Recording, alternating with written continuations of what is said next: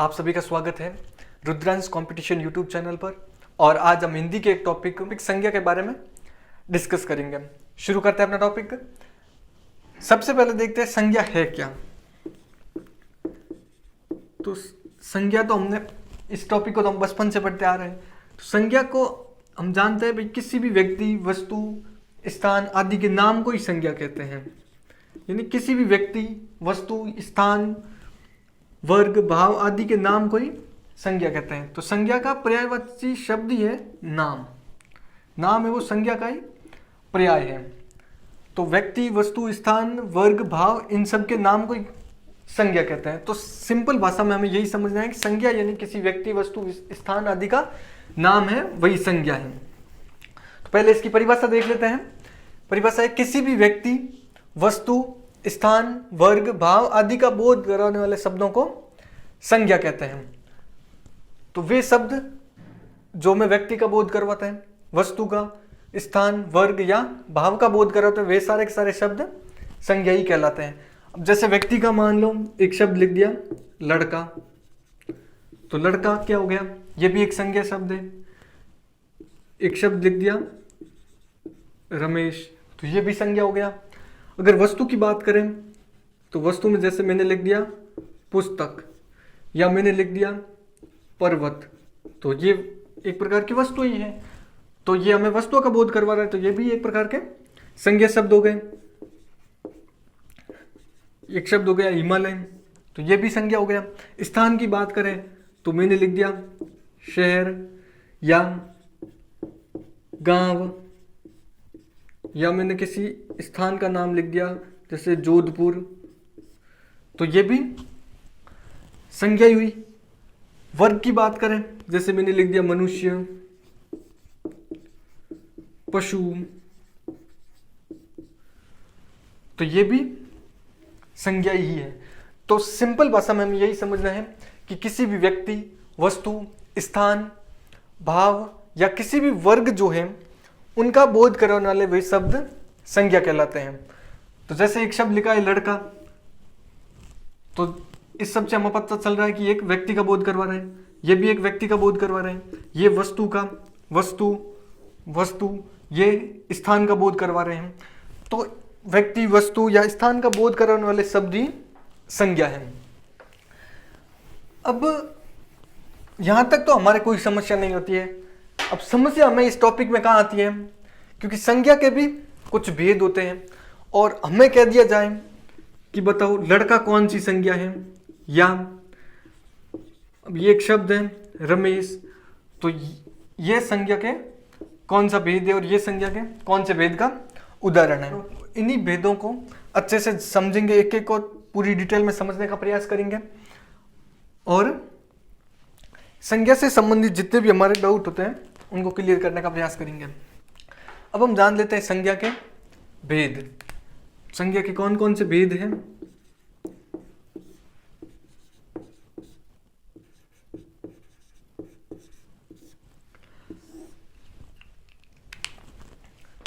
तो संज्ञा के 3 भेद होते हैं मूलतः। पहला भेद हो गया व्यक्तिवाचक संज्ञा, दूसरा जातिवाचक संज्ञा और तीसरा होता है भाववाचक संज्ञा। तो हमें यह ध्यान रखना है संज्ञा के 3 भेद। पहला व्यक्तिवाचक संज्ञा, दूसरा जातिवाचक संज्ञा और तीसरा भेद होता है भाववाचक संज्ञा। अब जातिवाचक के 2 और उपभेद होते हैं। पहला समूहवाचक संज्ञा, दूसरा पदार्थवाचक संज्ञा, या हम इसी को ही बोलते हैं द्रव्यवाचक संज्ञा। तो पदार्थवाचक संज्ञा या द्रव्यवाचक संज्ञा। तो संज्ञा के भेद व्यक्तिवाचक, जातिवाचक और भाववाचक। फिर जातिवाचक संज्ञा के ही 2 उपभेद हो गए, समूहवाचक और पदार्थवाचक या द्रव्यवाचक। सबसे पहले संज्ञा के एक भेद व्यक्तिवाचक संज्ञा को देखते हैं। किसी व्यक्ति विशेष, वस्तु विशेष या स्थान विशेष का बोध कराने वाले शब्दों को व्यक्तिवाचक संज्ञा कहते हैं। तो हमें यह ध्यान रखना है कि व्यक्ति विशेष, वस्तु विशेष या स्थान विशेष का बोध करने वाले शब्दों को व्यक्तिवाचक संज्ञा कहते हैं। अब उदाहरण यदि हम देखें तो अभी हमने देखा था एक शब्द था लड़का और एक शब्द मान लो है रमेश। अब ये दोनों के दोनों शब्द बोध किसका करवा रहे हैं? व्यक्ति का। परंतु हमें इसमें ध्यान रखना है कि ये व्यक्ति विशेष का बोध करवाती है व्यक्तिवाचक संज्ञा। तो ये तो जो लड़का शब्द है ये तो हमें बोध करवाता है पूरी लड़का जाति का, जो पूरी लड़का की कैटेगरी है उनका बोध करवाते हैं। तो इसमें जितने भी लड़के हैं वो सारे के सारे आ जाते हैं, जबकि ये तो एक व्यक्ति विशेष, एक पर्टिकुलर व्यक्ति का बोध करवाती है जाति व्यक्तिवाचक संज्ञा। तो इसमें हमें लड़का शब्द को नहीं लेना है। अब दूसरा शब्द है रमेश। तो रमेश एक व्यक्ति विशेष का नाम है। दूसरा अगर किसी और नाम ले लें, जैसे एक शब्द हो गया अनिल, तो ये भी एक पर्टिकुलर व्यक्ति का नाम है, ये भी एक पर्टिकुलर व्यक्ति का बोध करवा रहे हैं। एक शब्द हो गए मान लो सीता, तो ये भी एक पर्टिकुलर व्यक्ति है, एक महिला का बोध करवा रहे, एक पर्टिकुलर महिला का बोध करवा रहे, पूरी महिलाओं की कैटेगरी का बोध न करवा के एक पर्टिकुलर महिला का बोध करवा रहे, इसमें पर्टिकुलर लड़के का बोध है। की बात करें तो वस्तु में देख लो, वस्तु विशेष का बोध करवाती है। एक शब्द मान लो, एक शब्द हो गया पुस्तक। अब पुस्तक तो पूरी कैटेगरी हो गई, पुस्तक तो बहुत सारी होती हैं, पुस्तक तो एक इनकी पूरी कैटेगरी हो गई, इनकी पूरी क्लास हो गई। तो इसमें हम पर्टिकुलर वस्तु का, जैसे एक पर्टिकुलर वस्तु की बात करें तो रामायण, अभी हमने बात की है तो ये पुस्तक। अब पुस्तक में बात करें तो पुस्तक है, तो जैसे एक शब्द हो गया गीता, ये भी एक पुस्तक है। जितने भी वेद्स होते हैं ये भी एक पुस्तक ही है, ये भी किताबें ही होती है, पुस्तकें ही होती है। तो पुस्तक तो पूरी इनकी एक कैटेगरी है। हमें ध्यान रखना है व्यक्तिवाचक संज्ञा में पूरी कैटेगरी का बोध न करवा के एक वस्तु विशेष का, एक पर्टिकुलर वस्तु का बोध करवाते हैं। जैसे रामायण हो गई तो एक पर्टिकुलर किताब है, उसका नाम है रामायण। अगर बात करें गीता तो ये भी एक पर्टिकुलर किताब का नाम है। या किसी वेद का नाम आ गया, जैसे मान लो सामवेद, तो ये भी एक पर्टिकुलर वेद का नाम है। तो व्यक्तिवाचक संज्ञा है वो पर्टिकुलर व्यक्तियों का बोध करवाती है, पर्टिकुलर वस्तुओं का बोध करवाती है, एवं पर्टिकुलर स्थानों का, यानी स्थान विशेष का बोध करवाती है। उनकी कैटेगरी का बोध न करवा के पर्टिकुलर व्यक्ति, वस्तु या स्थान का बोध करवाती है। अब यदि हम स्थान में बात करें तो जैसे जयपुर हो गया, तो ये भी एक स्थान विशेष का नाम है। जैसे दिल्ली हो गया तो ये भी एक स्थान विशेष का नाम है। तो व्यक्तिवाचक में इन स्थान विशेष, व्यक्ति विशेष या वस्तु विशेष का बोध होता है। अब यदि मैं एक शब्द लिख दूं शहर, तो शहर ये भी एक स्थान का ही बोध करवा रहे हैं, मगर ये स्थान विशेष का बोध न करवा के एक स्थान की कैटेगरी का बोध करवा रहे हैं। जैसे गांव हो गया तो ये भी एक इनकी कैटेगरी है। तो स्थान की शहर या गांव, ये दोनों की दोनों स्थान की कैटेगरी है, परंतु हमें ध्यान रखना है व्यक्तिवाचक संज्ञा में इनकी कैटेगरी का बोध न करवा कर पर्टिकुलर व्यक्ति, वस्तु या स्थान का बोध होता है। पहचानने के दो और तरीके हैं जिनसे हम आसानी से पहचान सकते हैं। पहली चीज, यह दुनिया में एक होती है, यह दुनिया में एक होती है, हमें ध्यान रखना है। व्यक्तिवाचक संज्ञा को पहचानने का पहला तरीका है यह दुनिया में एक होती है, और दूसरा इसका एक तरीका होता है इसको पहचानने का, वो है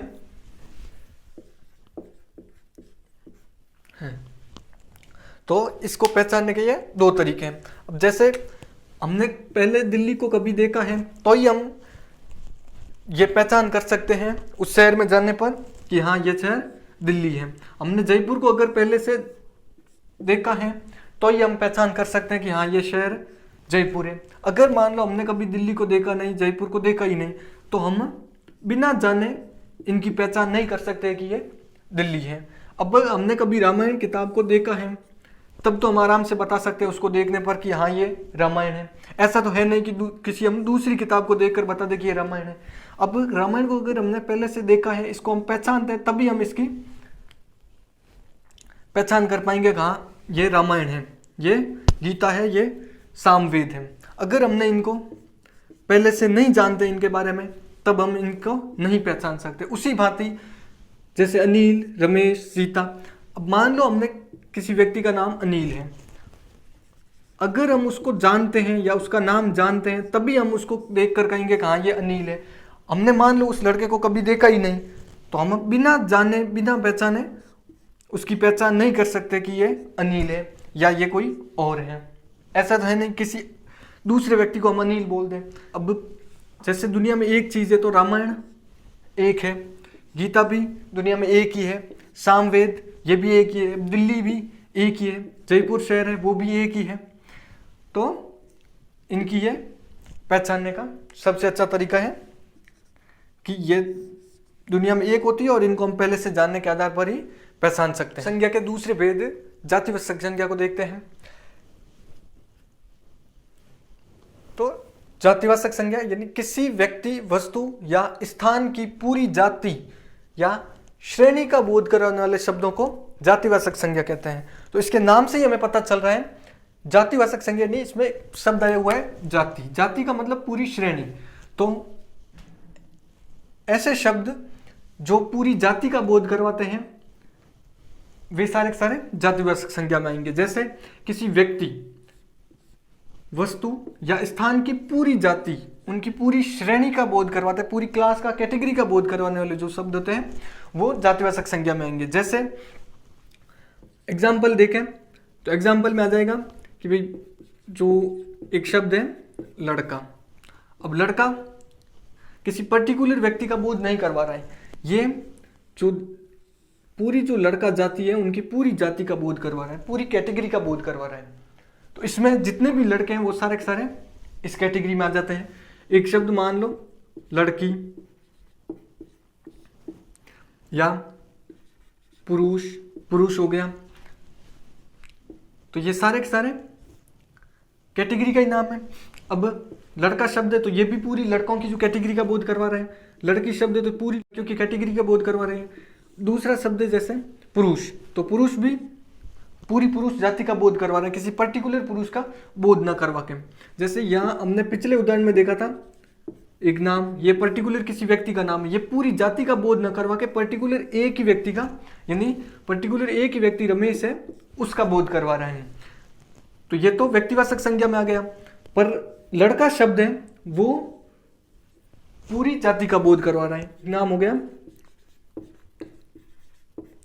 सुरेश। अब एक नाम है रमेश, अनिल, सुरेश, ये तीनों के तीनों अलग लड़के हैं। अगर मैं शब्द कहता हूं रमेश तो ये पूरे लड़कों का बोध न करवा, केवल रमेश का ही बोध करवाते हैं।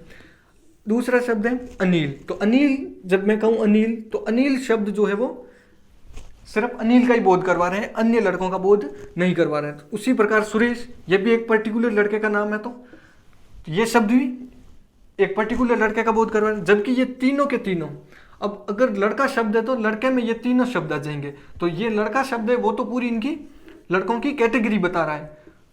पुरुष है तो ये भी पूरी कैटेगरी का बोध करवा रहे हैं। बात करें, एक शब्द आता है पुस्तक, एक शब्द आ गया पर्वत, तो ये भी एक वस्तु की पूरी श्रेणी का बोध करवा रहे हैं। अब पुस्तक में अगर रामायण देखें तो रामायण भी एक पुस्तक है, गीता भी एक पुस्तक है, जैसे हो गया सामवेद, तो ये भी एक पुस्तक है। तो पुस्तक में तो ये तीनों के तीनों पुस्तक में ही आते हैं। तो ये शब्द पुस्तक है वो पूरी कैटेगरी का नाम है, जबकि रामायण एक पर्टिकुलर किताब का नाम है। वैसे गीता ये भी एक पर्टिकुलर किताब है उसका नाम है। सामवेद है ये भी एक पर्टिकुलर वेद है उसका नाम है।